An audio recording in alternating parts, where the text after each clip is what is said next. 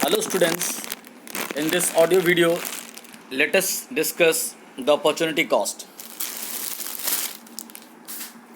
Yes, in economic analysis, the concept of opportunity cost is widely used. Opportunity cost is defined as the cost of alternative opportunity given up or surrendered. मतलब economics में opportunity cost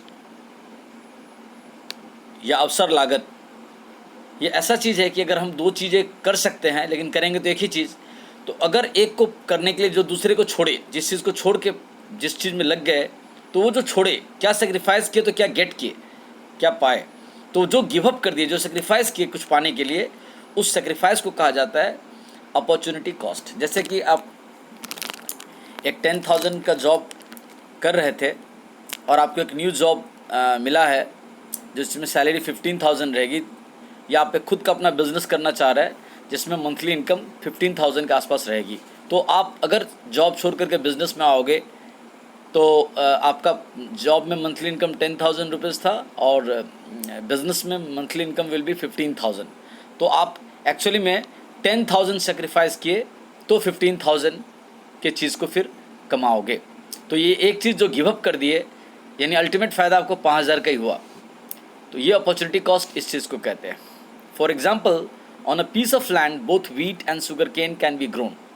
मतलब एक ज़मीन के टुकड़े पर हम लोग गेहूँ या शुगर केन दोनों की खेती कर सकते हैं विद द सेम रिसोर्सेज। बिल्कुल सही बात। If wheat is grown then opportunity cost of producing wheat is the quantity of sugar cane given up. मतलब अगर सारे उस ज़मीन के टुकड़े पर हम अगर व्हीट की ही खेती करें तो शुगर केन की खेती करके जो कमाते, जो बेनिफिट पाते, उसको हमने सेक्रीफाइस कर दिया, गिवन अप कर दिया। या फिर अगर सपोज करो पूरे खेत में हम शुगर केन की ही खेती कर दे तो हमने व्हीट से होने वाले बेनिफिट को सेक्रीफाइस कर दिया। यानी एक चीज़ को पाने के लिए एक चीज़ को गिवन अप करना ही पड़ता है। That given up is called opportunity cost in economics. So it is clear that question of opportunity cost arises whenever resources have alternative uses. यानी जब भी किसी रिसोर्स के वैकल्पिक प्रयोग रहेंगे, एक से अधिक चीज़ों में प्रयोग ला सकते हैं, तो जिस चीज़ में लाएं और जिस चीज़ को छोड़ दिए, गिवन अप कर दिए, वो अपॉर्चुनिटी कॉस्ट हो गया। These resources are not always physical resources. हाँ, कोई ज़रूरी नहीं है कोई फिजिकल रिसोर्सेज हो, मतलब प्रकृति के द्वारा प्रदान रिसोर्सेज। दे में भी मॉनेटरी रिसोर्सेज, मनी या टाइम हो सकते हैं, लेबरर्स हो सकते हैं। For example, the opportunity cost of spending in a restaurant may be a book that you could have purchase by spending the same amount. मतलब आपके पास मान लीजिए इतना रुपया है कि आप रेस्टोरेंट में चले गए, लेकिन अगर रेस्टोरेंट में नहीं जाते तो एक बुक खरीद सकते थे उतने में। तो जो बुक को सेक्रीफाइस कर दिया रेस्टोरेंट में जाने के लिए, वो हो गया opportunity cost. Also opportunity cost of time devoted to studies, effort of or work is the leisure or play that could have been enjoyed. मतलब मान लीजिए आपको शाम के 4 बजे से 7 बजे तक में खेलने का टाइम है, लेकिन आप उस दिन खेलने नहीं गए, उस दिन पढ़ने में समय लगा दी, तो वो 3 घंटा जो आपने पढ़ने में समय लगाया था, पढ़ाई का बेनिफिट लिए, लेकिन उस 3 घंटे में जो खेल कूद का आनंद ले सकते थे, इन्जॉयमेंट कर सकते थे, वो उस दिन आपने सेक्रीफाइस कर दिया। तो in terms of production possibility curve, the slope of the curve at every point measures the opportunity cost. मतलब ये जो आप इस ग्राफ में देख रहे हो फिगर 1.9 में, ये पीपीसी बना हुआ है, PP1, इसमें देख रहे हो जैसे ऊपर ए है और बी है, दो कॉम्बिनेशन प्रोडक्शन का दिखा रहा है। तो जो ए कॉम्बिनेशन है वो क्या दिखा रहा है कि उसमें ओसी क्वांटिटी एक्स का प्रोड्यूस करे, OC1, और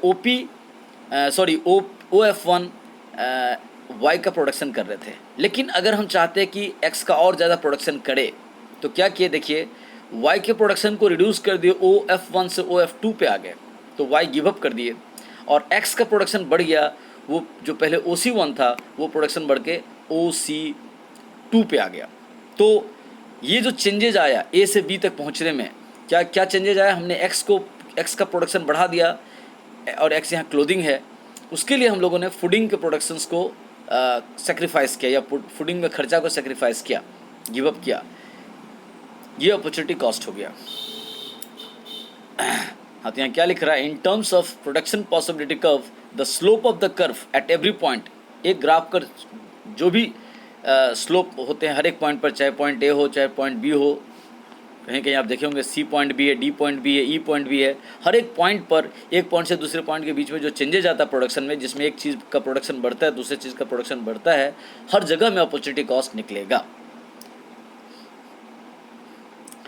जैसे यहाँ पर x का प्रोडक्शन बढ़ा रहे तो y गिवन अप कर रहे, अगर y का प्रोडक्शन बढ़ाएंगे तो x को गिवन अप करेंगे। The concept of opportunity cost can be shown with the help of alternative options given by PPC। Production possibility curve के थ्रू से अपॉर्चुनिटी कॉस्ट को भी दिखा सकते हैं। जैसे अब यहाँ समझा रहा है कि देखिए, अगर आप इस ग्राफ में देखिएगा, उसी चीज़ को यहाँ समझाया गया है कि मैं ऑलरेडी समझा चुका।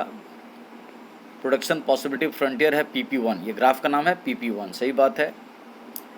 shows a decrease in the output of food, मतलब प्रोडक्शन फूड का कम कर रहे, कैसे? OF1 पहले आउटपुट मान लीजिए कर रहे थे, या सपोज करो पहले पूरा का पूरा फूडिंग में ही पैसा खर्चा कर रहे थे, तब क्लोथिंग 0 था, तब प्रोडक्शन पॉइंट क्या है? OP है, X 0 है। और जैसी प्रोडक्शन थोड़ा सा क्लोथिंग पे भी किए और फूडिंग को सेक्रीफाइस किए, तो प्रोडक्शन OP से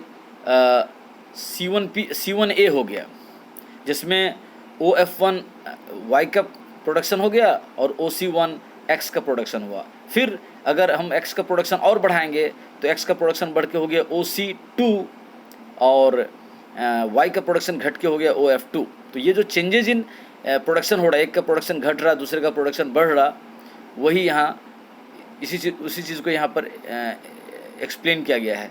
तो ये जो एक से जैसे यहाँ पर देखिए,